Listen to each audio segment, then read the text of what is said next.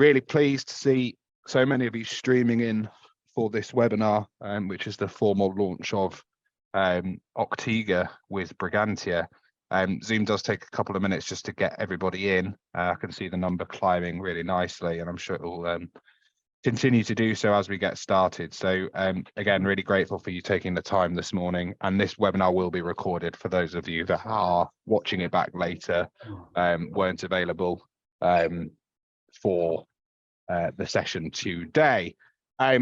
Without any further ado though, a little bit of background. So Brigantia obviously recently signed with Octiga. You'll have seen marketing starting from early January. And this is culminating in the webinar today, followed by a partner day in Birmingham tomorrow and a partner day in Newcastle on Thursday. So really excited to be able to have Rob on the call today, who is the CEO of Octiga. For a long time, we've been aware at Brigantia of the challenges of working with Microsoft, shall we say. Let's leave that at that for now, but also the challenges of managing Microsoft and managing Microsoft security and optimizing the platform for your customers. Hugely important part of a number of, well, most MSPs tool bag is the Microsoft stack, and being able to manage it effectively, optimize its performance, but also most importantly make sure it's secure is something that should be very high on the agenda of all MSPs.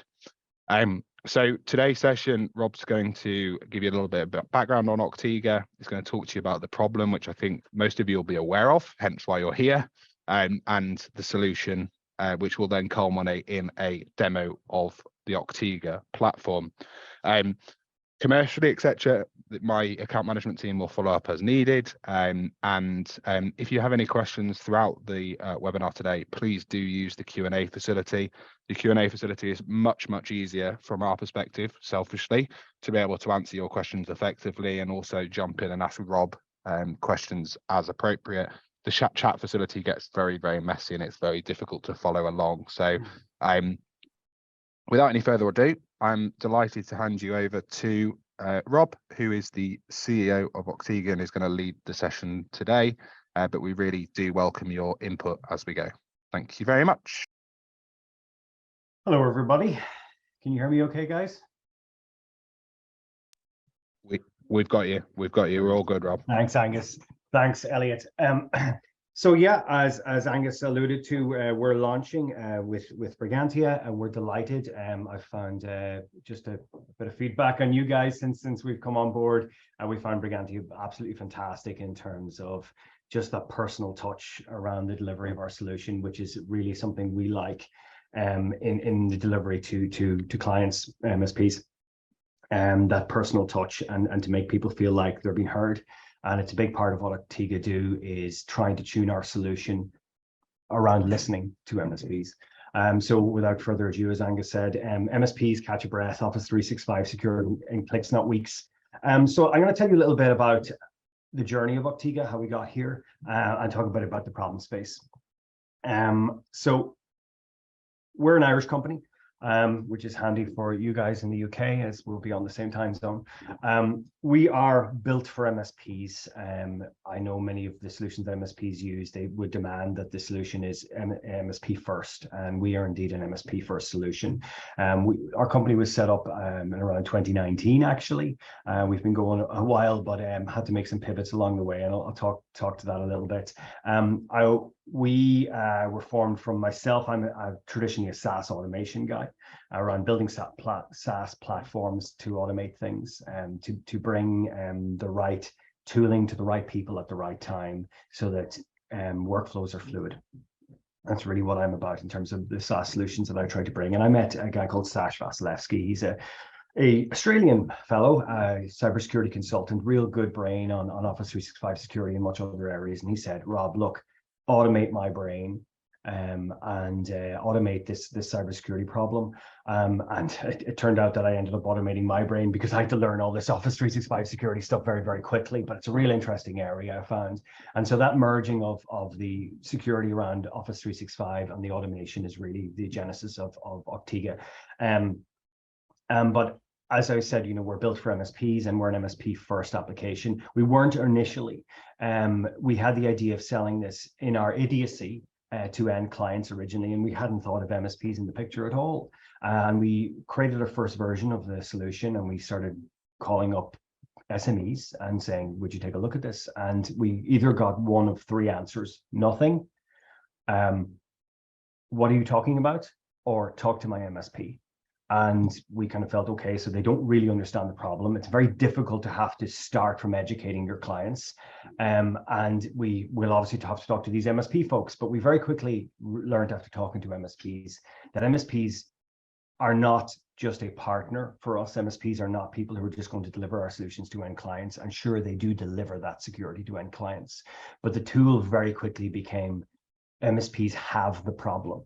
It's in the MSP's delivery of Office 365 where the real problems arise, and that we can make a real difference. So we pivoted. We spent about a year and a half pivoting and creating a solution that was really MSP first from the ground up, rather than just sort of tacking on a multi-tenant environment.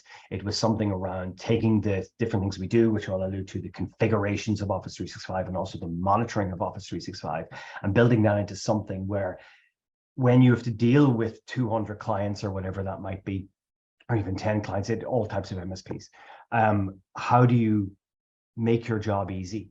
And that's not just in time and tooling, but it's also in knowledge and things like that. And so that's a little bit of how we got here as a who we are. And it just comes back to the talking about Brigantia and how we love that personal touch. And I've learned a lot from talking to MSPs over the last couple of years, and we really guide much of our roadmap from MSPs. So look, I probably don't need to explain much around the Office 365 space to MSPs, but let me just go through a little bit. So Office 365 obviously is at the core of SMEs. It's their backbone. It covers everything. It touches every part of their business, and it touches every part of their business interactions day to day. We all spend most of our day, I certainly do, on bloody Outlook for my sins. And, it's touching our email, our sharing, our data, our communications, all of the client interactions, logging in, authenticating, third-party applications, integrations, the whole works. And because of that, it is the largest risk surface for most SMEs. And they may or may not realize this. And often we found that trying to sell to end clients directly, they didn't probably realize this, but MSPs do realize this. And not only is it the largest risk surface, but it's the largest problem for MSPs, because traditionally Microsoft just keep moving everything around, and configuring Microsoft 365 is, was a hodgepodge of PowerShell and doing stuff in the admin UIs. You guys are probably well aware. So it's not only that it's a security problem, it's an administration problem. Excuse me. So the world has changed, as we all know. Clients of MSPs expect a secure Office 365, but it's not secure out of the box.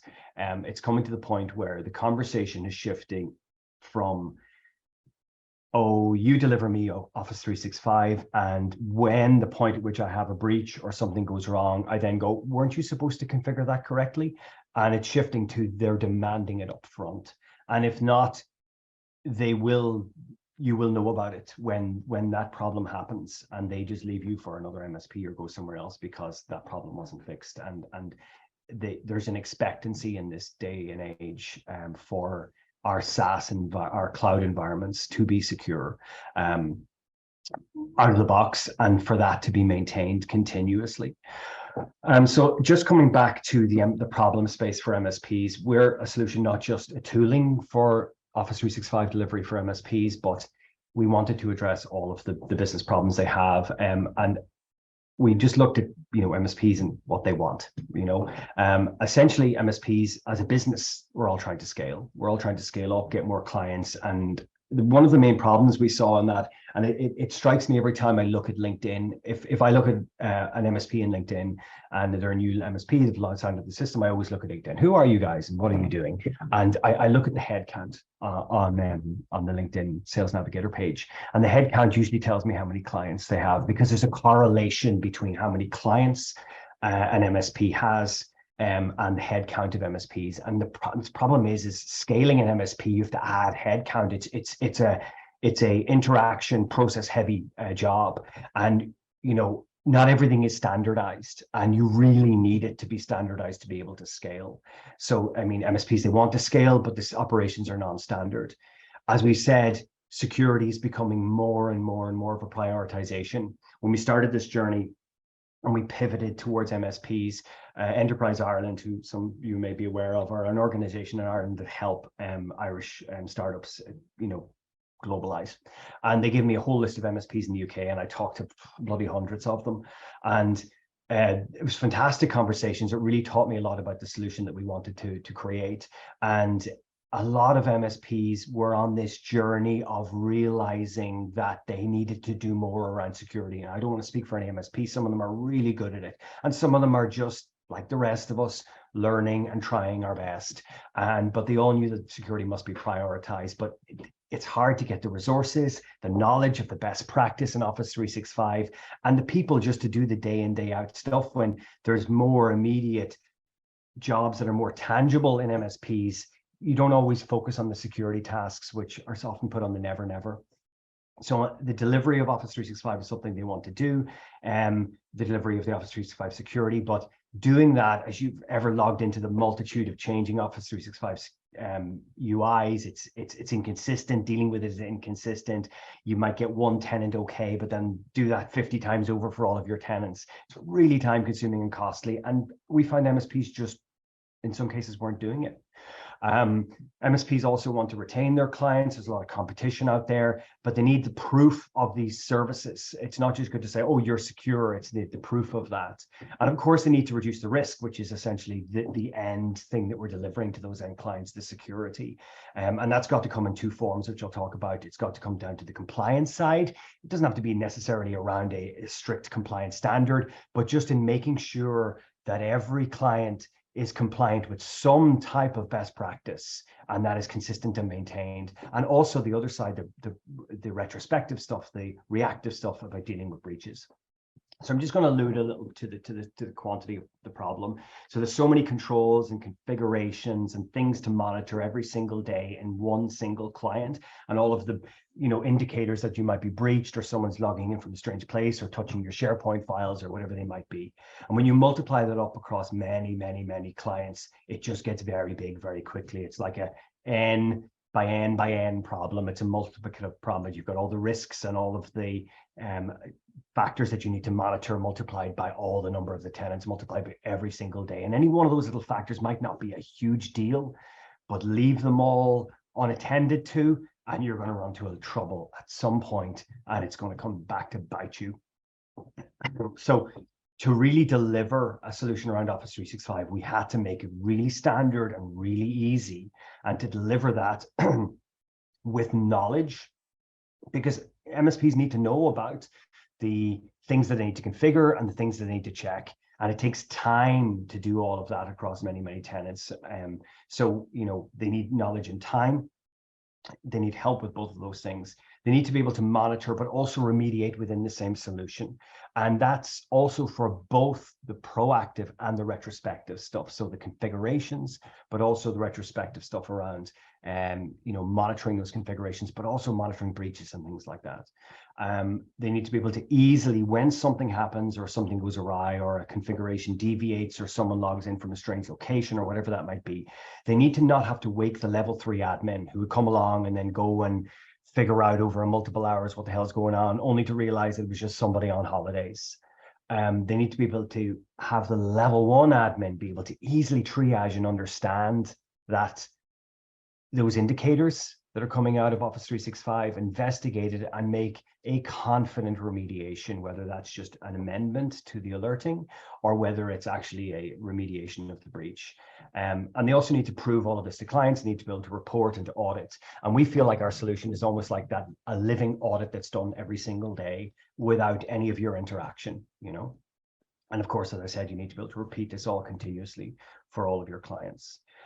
And so we came up with Octiga, of course, and importantly, you'll notice a big fix down the bottom. We have remediation built in across our application for everything we have. And I'll allude to some of these features as I go through the demo. We've got our baselines, which is our, a baseline covers a configuration in Office 365, but MSPs need those up into the level above that, which is templates. They're security postures that you can say all of my clients or multiple of my clients are on the same security posture, and that's standard, and we've agreed that. You need to be able to do a gap analysis very quickly. You need the breach detection with triage and streamlined alerting. You need incident response very rapidly. You need to be able to remediate that very quickly. You need some kind of security standard. We try to comply with CIS Office 365 benchmarking. You need reports, and you need PSA integrations also, and it's very important that the streamlining of alerts is, it's all about not over alerting people, dealing with incidents, not alerts. And just coming back to do the value proposition for MSPs, we're dealing with the risky configurations, the risky events across all of your tenants continuously every single day. We're bringing the best practice to guide you how to figure all of that out. And we're standardizing that. And we're bringing you the big green fix button that allows you to standardize and to deliver the best practice security, to increase your revenues as you both may sell this on or just use it as an internal cost saving tool, which is what many MSPs also do, to reduce that admin cost, reduce the time you're spending on these things. We don't want you using Octiga all the time. We want you doing your jobs in other areas where you make your value, and Octiga to bring you in only when you need to. Rob, can you hear me? Just a second. Yes. Just a quick question I think is relevant to take now. Can you just cover which license editions of 365 that you cover? Is there a minimum requirement, or is it all licenses? All licenses. All business licenses? All across the board. So, if you look over here around standardization, Angus is a big area of what we do across our baselines. But we like to say that we don't care what license, as long as they have Exchange Online and Azure Active Directory, which is in absolutely every Office 365 from Business Basic all the way up to E5. It's standard. And when we create our baseline templates, well, I'll show in a moment, you create it as if everybody is an E5 license. And you just then, if they're whatever license, it'll detect the differences and just apply things accordingly. So you don't need any additional licenses. In some cases, we're providing extra functionality that's letting people, do things that they couldn't without that extra license, but we're also a leveler of license. Does that answer your question? Yeah, awesome. Yeah, thank you very much. Brilliant. So I'm going to jump into a live demo. So I might just pop up my other screen if you can tell me if you can see this. Angus, can you see my browser? Yeah, we've got it now. We've got it now. There's some more questions streaming in, Rob. I'm going to let you carry on for now. I can take a few now. No, let's continue into the demo, because some of them you're going to answer as you go, and then we'll jump in. All right. How are we for time, Angus? We're all right? We are. You've got 40 minutes in total, but I'm sure there's going to be lots of questions following the demo. I'll go through a quick demo. Yeah. And we'll take things from questions. Perfect. Sounds good. Okay, so as I said, I'm going to go through this from the flow of the different times in which you use Octiga. There's obviously the onboarding time, which you're going to onboard your clients, a multi-tenant environment, as you can see here. This is our production environment. We're logged in as an MSP here using my Microsoft credentials. We don't deal with credentials. We don't deal with authentication. We delegate it all out to Microsoft. So you sign up to Octiga as an MSP. We don't sell to end clients. I need to reiterate that again. And the MSP comes in and then starts adding in their clients. And adding your clients is a app-to-app connection, service principal connection for those Office 365 Azure Active Directory buffs out there. We make a direct connection to each client tenant that gets added here. All you need to do is authenticate and authorize that client once through this button up here, and it'll add the client. We'll immediately do all our scanning, and you don't have to sign into that client again. All you have to do is sign into Octiga using your Microsoft 365 credentials, and it doesn't have to be a global admin or anything like that. Once you sign up after the first time, you go into access controls and you can delegate out to the other people in your MSP's organization, and they sign in with their Microsoft 365 credentials. So it's a secure application model. And once you bring on your tenants, it's going to scan immediately against the best practice. You don't have to worry about what that best practice is. If you want to, you can. And I'm going to talk about that in a moment. And so at that onboarding time, you probably want to spend a couple of minutes, anyone coming on in the next couple of weeks for the first time and testing out the system, take just 1 or 2 minutes, and this is all it takes, going up to our templates. And as I alluded to earlier, templates are simply a set of baselines. And a baseline is something that models anything that you can get and set in Office 365. So it could be a security configuration. It often is a security configuration. It could be, is the unified audit log turned on? Or is something much more complex configured in a certain way? And we'll check that and we'll set that and provide the remediation around that. And so baselines are that Lego blocks way of standardizing that. And templates are the way of saying all of these baselines together are our security posture. I could have a couple of security postures, which I'll show you now for a moment. So I'm going to jump into baseline templates. It's something you might want to do off the first bat. We have tenant-wide templates for tenant-wide configurations and group-wide templates for group-wide configurations. So jumping in here, I'll show you the tenant-wide ones. And we've actually just pulled this out of beta this week, so I must take that word away. You will see 2 here when you drop in. The Octiga best practice, which is an immutable best practice. You can just clone from that. And then it'll create your own one as well. And we can drop in here and we can see that this is a multiple baselines. And we can go into any one of these. And it could be quite simple, like password policy. What are the options around password policies I want to set? And every single baseline is different, and they just have some parameters, and you can set these to whatever you want them to be and save that, and that is your template. You can take Octiga's best practice out of the box and not think about this too much, and maybe tune it as you go along, or maybe you want to spend the time going into every baseline and tuning that up front. That's totally your choice, but it can be as quick as what I've just shown you here.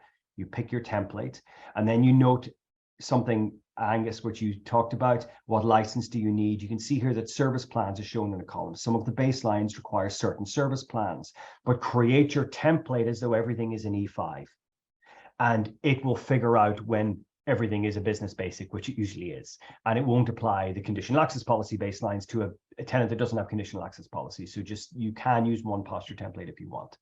And some of these baselines require user input at the moment at which you applied it. The baseline, don't worry about that too much. It's really just if it's a tenant specific configuration.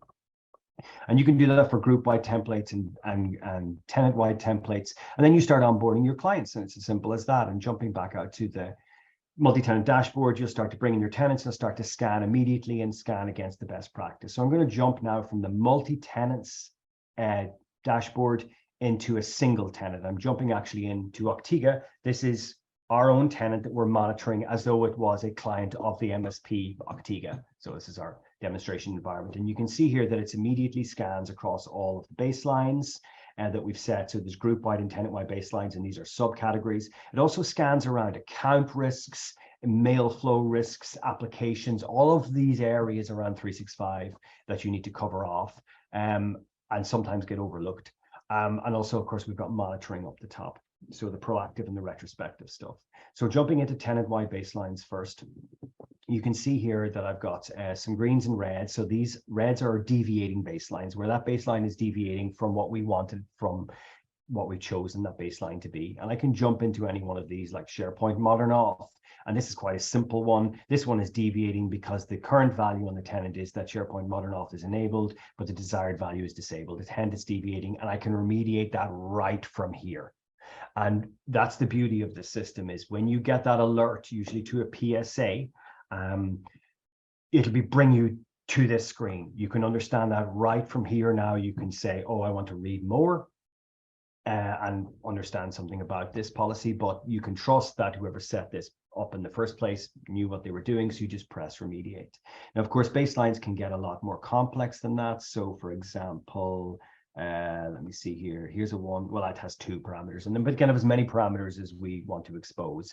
And if indeed there's a policy where MSPs feel that we need to expose more parameters from that given Microsoft 365 policy, and we can do that, and just contact us, and we'll create new baselines for you. We do this all the time.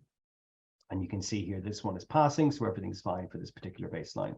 Now you'll notice this orange dot here. This is indicating that most of the baselines on this particular tenant are being managed by a template. Not this one up here, and in this one up here, I could actually change the live values right in it. But when it's been managed by a template, I can't change the live values in it. So for example, down here for the unified audit log, I'd have to go back up to the template level and to see, if I wanted to change the template around that. And once I change a template, this is the beauty of the system, that will filter down to all of the constituent tenants in which that template is deployed, and it will create a deviation which you then remediate. So you're managing from a very high level, and you're making tweaks that then filter down, and you're kept in standardization all of the time. Let me jump back here. So as I say, remediation is very simple. Just make the reds go green, play the game of whack-a-mole, and win the game. Jumping back out to baselines, we go into group-wide baselines. So this is where there are policies that apply to groups of users, or users, and in fact, we just bundle them into groups. So for example, remote access settings are the examples I have here. Now, usually these settings are going to be straightforward. I don't want SMTP on, because we're not crazy, but some of them might be more subtle, like who wants OWA, which is Outlook Web Access, and some tenants might want it and some might not want it. Or there might be scenarios where groups of users are required to have it and other groups aren't. And there's a good example here under SMTP. So when you come in, you'll see a default group. That's everybody in your organization. Set all the baselines across your default group, or a template across your default group. So that means if anybody falls out of one of the other groups, they will get that default baseline. And after that, then you start dealing with overrides. I'll show you a little bit now. So if I go into the default group, you can see here there's lots of baselines and everyone's passing for many, many things here. There's a couple of deviations and I can remediate those right from here. But I'm going to jump into one of these in particular, SMTP client authentication. Now the baseline here, let me just give this page a little moment to read the baseline and render.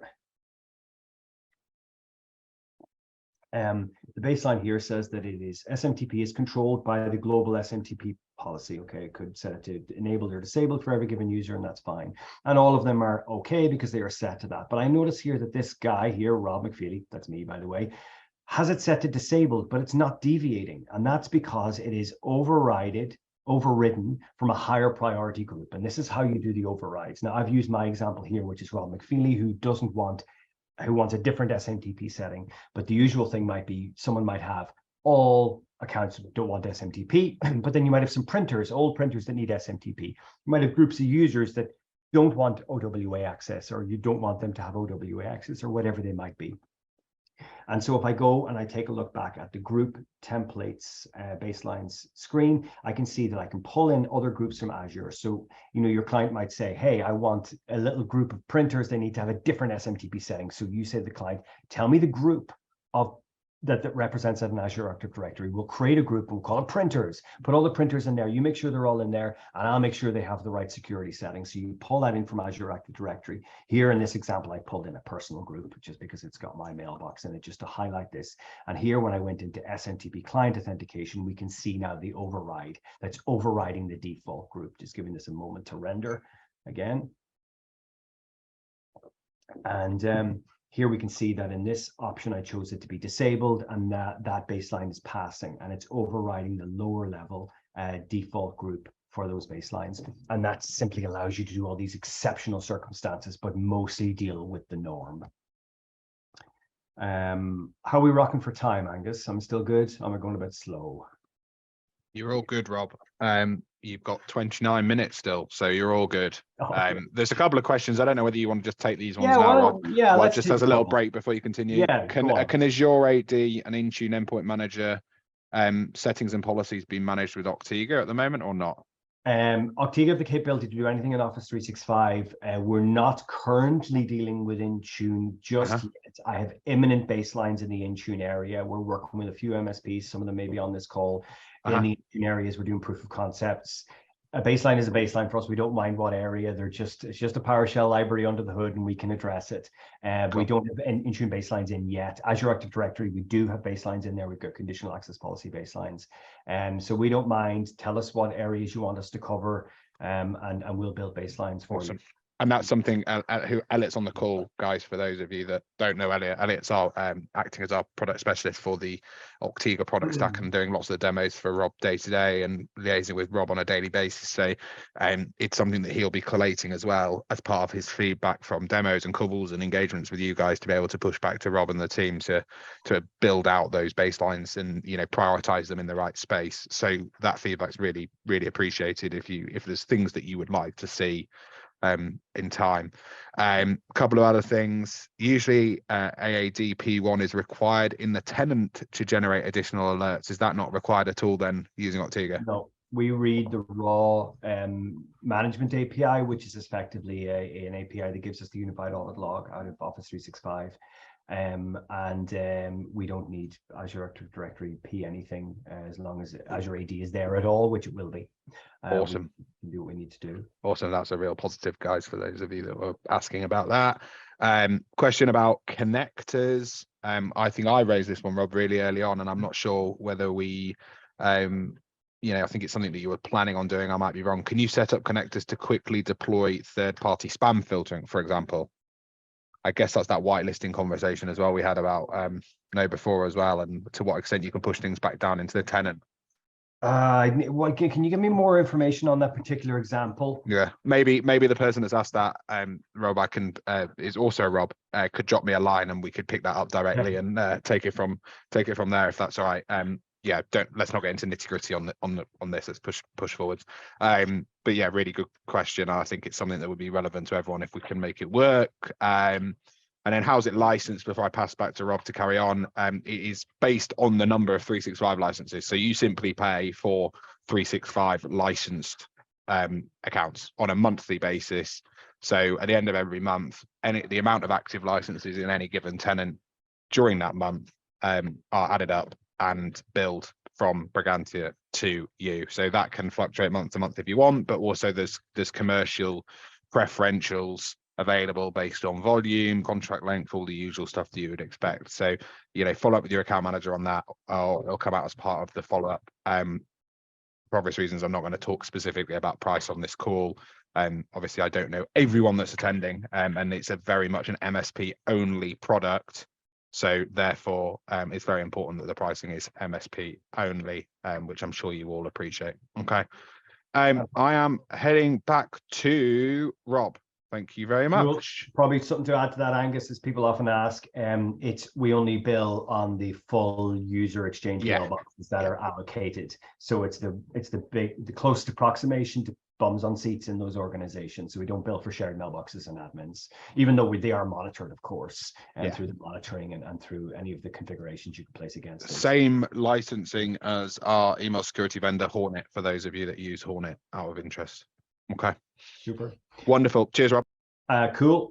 So that's our baselines, area group baseline, tenant-wide baselines. We also have some other areas around user account risks. This is often something that's really I wouldn't say really overlooked. MFA is certainly not overlooked, but some of these other areas sometimes are in tenants, and it can create that oversight can create issues. So here, of course, we're dealing with account risks. So you've got MFA, global admins without MFA, regular admins without MFA, and regular users without MFA.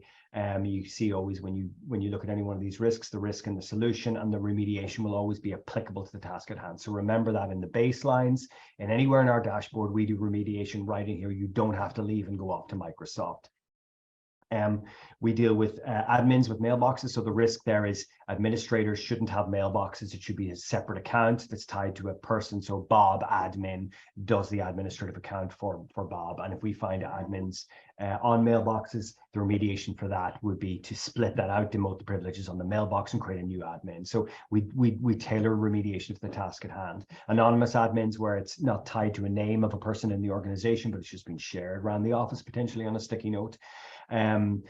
Shared mailboxes where they're not using the proper shared mailbox functionality of Microsoft 365. They just created one, bit silly really, because they're probably paying for the license, but also there's no audit trail from a security point of view of who's logging into that. Then we've got dormant accounts, which is quite important. I've had to contact a company in the past where I had left and said, I can still access my mail, which is terrible because I'd gone to work for another company. So dormant accounts, we have one on this tenant actually. So this Michelle user is a dormant account because they haven't signed in more than 3 months. And we can remediate that right from here. And I could say actions, what's the action? So the action is always applicable to the task at hand. So in this case, it's going to block the dormant account.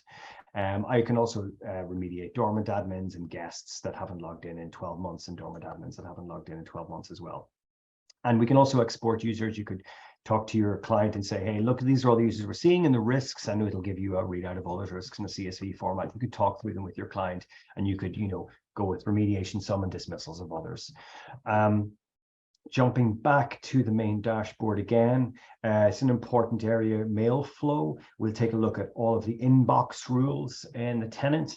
And we don't have too much going on in our tenant, but you can see my particular mailbox here has one critical rule and one danger rule. And so I probably want to take a look at those, and it'll scan every mailbox against every user in the organization, against a whole set of rules that we've created around risks that we see. They can be things like external forwards, but they could also be man-in-the-middle fraud attack stuff here.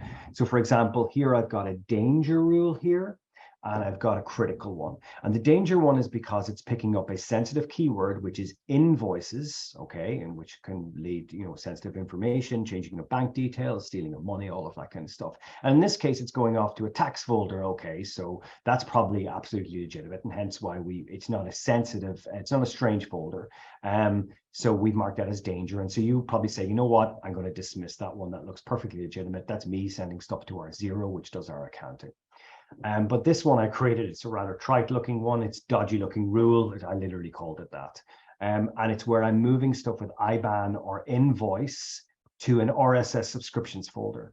And in this case, that's very strange. So it's a sensitive keyword moved to a very strange location. And that could be an example of someone getting into the mailbox, siphoning off invoices so people don't see them, and then responding to them separately saying, hey, this is our new bank details. And you know where that goes from there.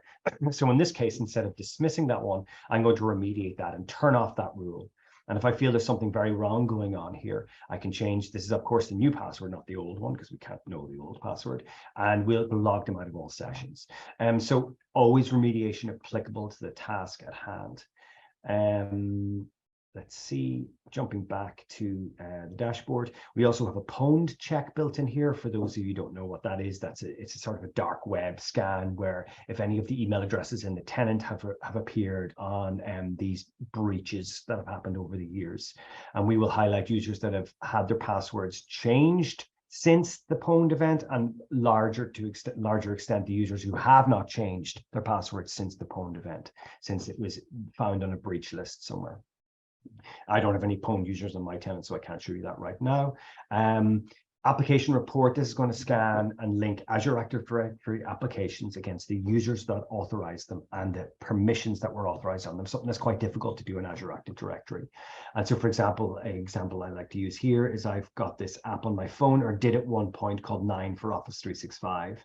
And I can see that the publisher is, if it's a verified app, there doesn't seem to be a homepage listed, which is a little strange. It was granted for Robert McFeely by Robert McFeely, and it has access to EWS, which is Exchange Web Services, so it has access to all of my mail. So it's a third-party app, and that might be a conversation with your client where you're saying, well, it might be better to stick to Outlook. We know it's secure, it's not a third party dealing with touching all of your mail, and we can secure that a little better. So there might be a conversation with the client that you can have, and then remove that app if you so wish. Now, Angus, I'm going to jump into monitoring unless anybody's any questions on any of the stuff we've seen there. Yes, there's loads of questions.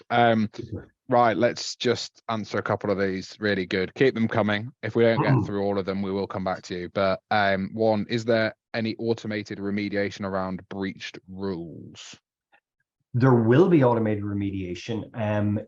It's coming down the line. We're doing a whole area. You can see on our website, can you guys see the new tab I'm opening? Yeah. Cool. If you go here, you'll see that we publish a roadmap, and we're doing this whole area around auto remediation. We're feeding it into end client co-managed. It's kind of for co-managed workflows. It doesn't always have to be in a co-managed scenario, but it's around something I've learned a lot in creating SaaS applications. Bringing the right information to the right person at the right time can really short circuit something. So for example, some MSPs have said to us, we don't want that alert going into our PSA. We want that alert going to the end client to say, is Bob in North Korea? And they can approve or disapprove of that. And that will feed into a whole area around automated remediations, or approver-based remediations, or time-based remediations. If you don't insert in time, this will auto-remediate. We're going to do that for baselines and then client breach alerts. That work has already been begun, and the auto remediation is going to be the last piece. It's probably going to be a little after April when it comes, actually, at this point, because we were a little late starting it, but I think that probably answers your question. I think most MSPs will just be delighted to see that they can log onto your website and see a roadmap for that period of time anyway, Rob. So cool. That's a big thing for them. So yeah, perfect. Thank you very much. just a quick question around licensing again, Rob. Mhm. It's built on a 365 mailbox license. Does it also only consider allocated licenses? Thinking specifically of customers on Yes. NCE who have got a couple of unallocated licenses on a year commitment they're waiting to remove. Yes.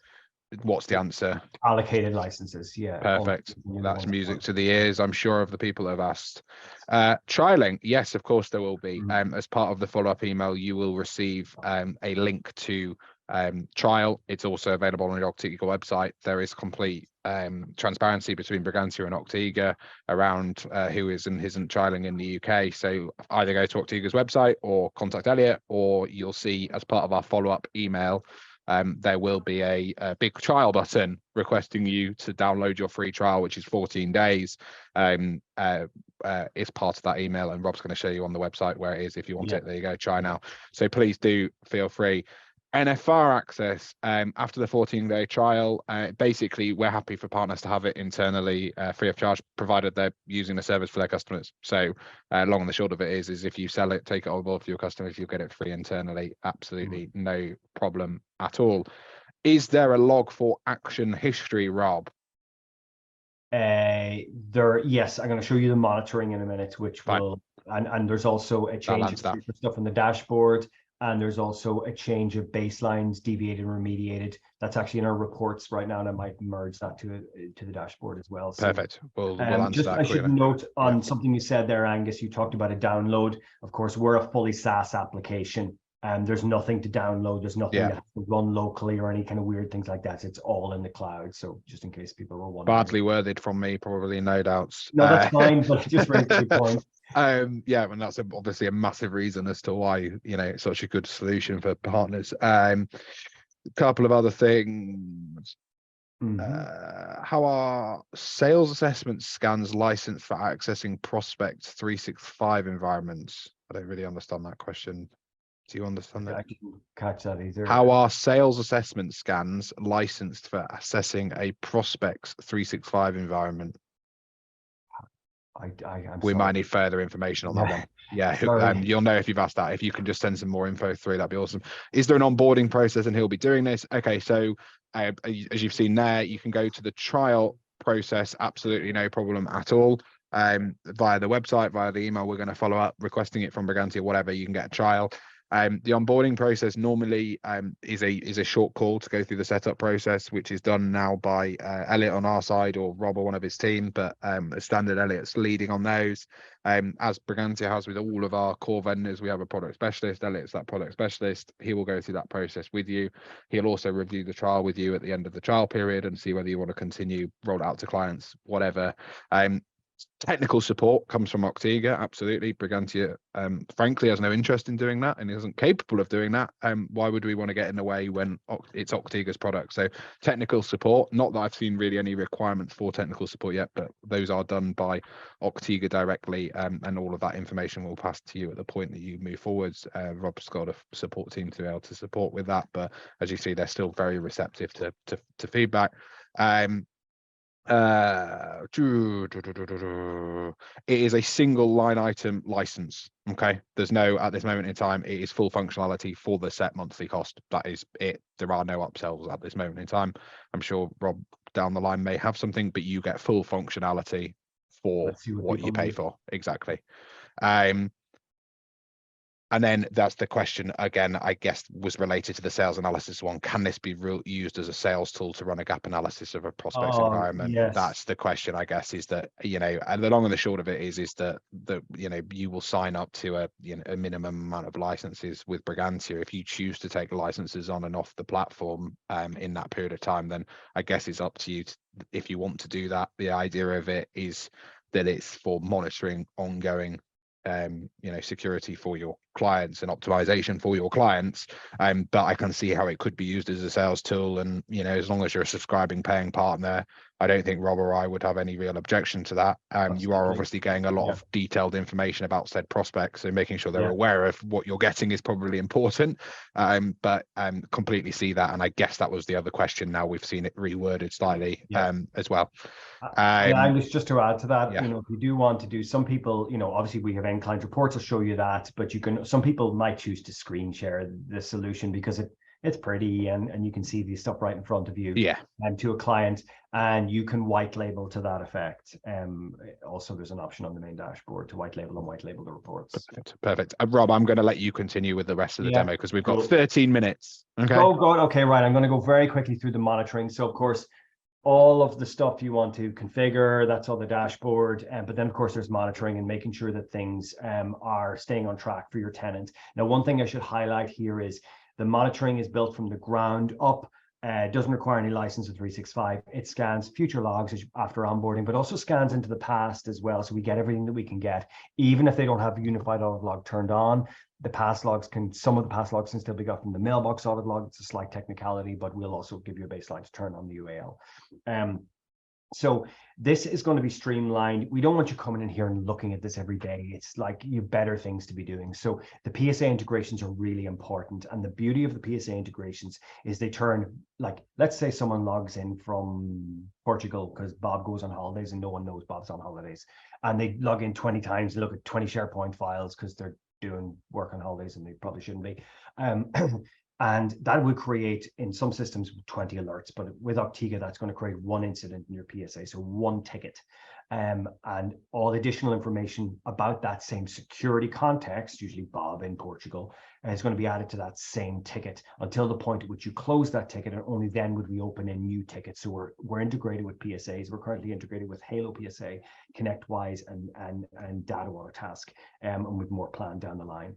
So you would come in here from your PSA ticket, and you'd say, oh, Bob's logging in. Here's all the different things he did, and just click the link. It'll bring you straight into here to one of these events. So I'm going to show you here.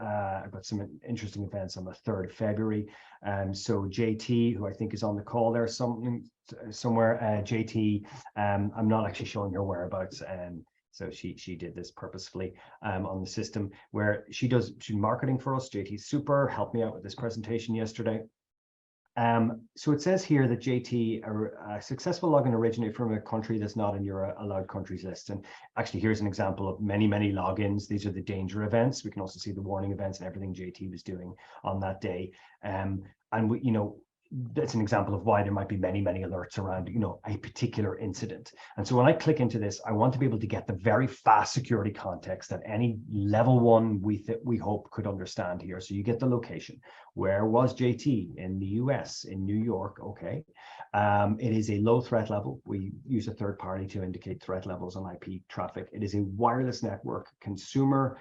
This is the ISP, so we've got a lot of the information around this. And what you're trying to do here is the level one needs to be able to do, what's going to happen is MSPs have told us that usually it's something happens, they wake up the level 3, they run around for a couple of hours making sure that the MSP doesn't look silly, they need to know all the information, they call the client and they say, it's okay, they're just in New York. That's absolutely fine. But you want to short circuit that. So you need to know the what, when, where for that quick client conversation, and to be able to make the remediation, whether it's a change to the system or an actual remediation on the user very rapidly. So here we're going to take a look at everything that just JT was doing. So we'll take a look at just JT's danger events. And we will jump back to the most recent one, which it should be. There we go. It's already on the 3rd of February. And you can see here there's lots of file access events. You can see there's the danger events. The user's logged in. So some file accesses here. So she was accessing a VA or a newsletter. Okay, looks like marketing. J2 does marketing, so that might stand to reason. And we can take a look at all of the what, the when, and where, the times, everything she did. So we can see the SharePoint stuff is usually going to come up as warnings. We can also hit info and see absolutely everything that they were doing. User added to group, file modified, extended, all of the Microsoft operations explained. You can go into them, the IP addresses and the particulars around that operation. So very, very easy to consume. And from there, you're going to say, okay, now we know the what, when, where. We can talk to the client, and the client's going to say, oh, remediate that, in which case you can reset passwords and sessions or from here. Or they might say, no, sorry, JT is in the US. And then the conversation is going to be, well, hang on a second. The US is a big place, okay? And do I want to, is it a home region for this tenant? Are they normally there? Now, we do pick up the home regions of tenants when they onboard, and you can set additional countries as safe regions, and it will de-risk everything in that country. But in this case, JT was just there on some business. And so what I'm going to do is I'm going to time bound a thing around for JT in that area and just say any traffic in that region, because she's not going outside New York, apply that, and now that's just a de-risking of JT's traffic in New York. And that's, a very careful tailoring. So you've got the quick triage and the rapid remediation, whether it's an amendment to the system or it's a remediation of the event. Do I have a couple more minutes, Angus? I'm going to jump into just absolutely. Cool. Right, so in reporting, we can do scheduled reports through here. You can white label them, but I'm just going to run up an ad hoc one here for the last month for Octiga. They can be printed and sent out as PDFs to whoever you want. And let's see what we have here. So this one is going to show the posture summary. And what we're trying to do here is, be able to prove the posture is staying good for a client. I like to say that this is a bit like the way Microsoft Secure Score should have been. So Secure Score is, it's Microsoft Ways or the highway. They make you remediate yourself and they don't alert you. Whereas Octiga, this posture is based on your baselines that came from maybe our best practice that you then tailored and chose. So you can win this game. It'll take you straight to the remediation button and it'll alert you. So for us, it's the way Secure Score should have been, and you can win that game. And so that's going to show you the security posture as it changed over time, baselines getting better or worse for group-wide and tenant-wide and group-wide baselines. The top users under threat, with a cool little change coming up here soon, which we're going to tie in with the PSAs and say the number of PSA tickets opened and closed.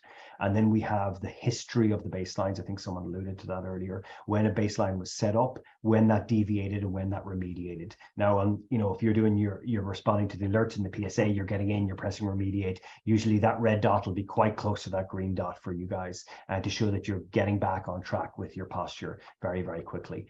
And that, let me conclude there because I probably need to take a couple of questions. Angus. Yeah, I was going to say, if there are more questions, we've got 5 minutes. It's been a bit of a whistle-stop tour. Feel free if you would like to ask more in here. That'd be awesome.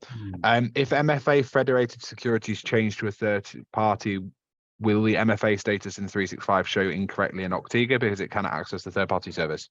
Yeah, we're actually redoing that baseline at the moment. It should be out imminently. It's in our test environment right now, and it'll allow you to choose between MFA at a conditional access policy level, or if they don't have that, MFA at a per user level using our group baselines. And using the override system, you'll be able to pull in a group that represents that third party, like your duo group that have MFA there.